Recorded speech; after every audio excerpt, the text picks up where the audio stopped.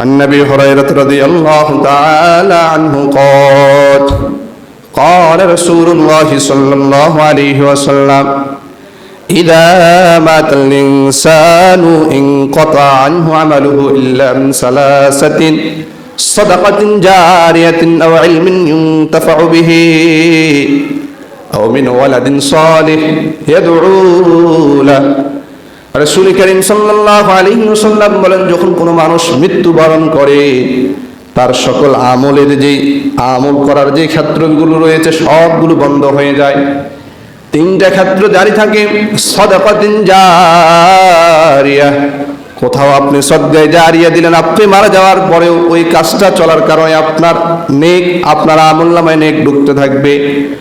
আও ইলমিন ইউনতাফাউ বিহি, এমন ইলম আপনি উপার্জন করেছেন যে ভালো জ্ঞানগুলো অন্যদেরকে শিক্ষা দিয়েছেন, আপনি মারা যাওয়ার পরও আপনার আমলনামায় সে নেকগুলো ঢুকতে থাকবে। সুবহানাল্লাহ। আও মিন ওয়ালাদিন সালিহিন ইয়াদউ লাহ, এমন নেক সন্তান পৃথিবীতে রেখে গিয়েছেন যে নেক সন্তান খুবই সৎ, আল্লাহ ভীরু। আপনি মারা যাবেন, আপনার কবরের পাশে গিয়ে আল্লাহর কাছে হাত তুলে দোয়া করবে, মানুষকে কষ্ট দিবে না, মানুষের সাথে এমন আচরণ করবে, মানুষ বলবে অমুক একটা ছেলে জন্ম দিয়েছে, অমুক যেমন তার ছেলেটাও সেভাবে ভদ্র। আর আপনি যদি সমাজের মধ্যে অকারেন্স করেন, বলবে তার বাপ তাকে কি জন্ম দিয়ে গিয়েছেন, তার বাপের উপর লানত পড়ুক। এমন হয় কি হয় না? জোরে বলেন না।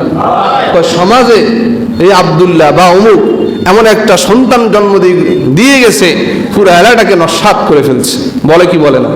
পুরো বংশটা, ওই ছেলেগুলা আমাদের পুরো এলাকাটাকে শেষ করে ফেলছে, বলে কি বলে না?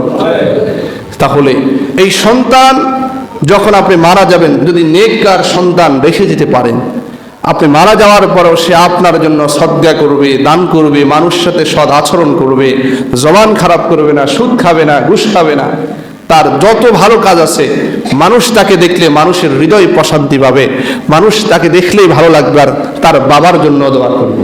ঠিক কিনা ভাই? এই জন্য নেক সন্তানকে কিভাবে নেক সন্তান বানাবেন সেটার দিকে আগত হবে। তাহলে দুনিয়ার মধ্যে অন্যতম নেয়ামত হলো ছেলে সন্তান, অন্যতম নেয়ামত হলো মেয়ে সন্তান।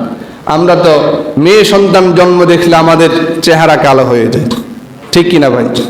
অথচ সূরা নাহলের 58 নম্বর আয়াত আল্লাহ তাআলা বলেন, ওয়াইযা বুশরা আহাদুহুম বিল উনসা যাল্লা ওয়াজহুহু মুসওয়াদ্দান ওয়া হুয়া কাযীব।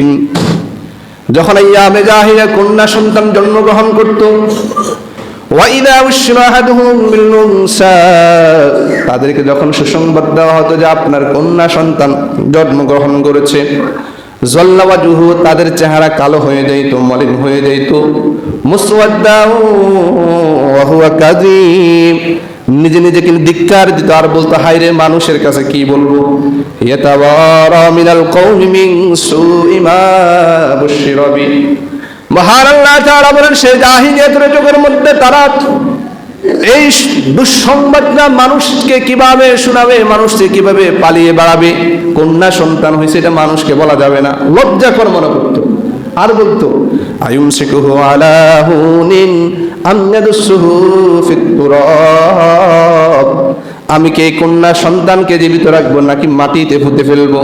আমরা ঘটনা অনেকেই জানি, আরবের জাহিলি যুগে কন্যা সন্তানকে পুঁতে ফেলা হতো।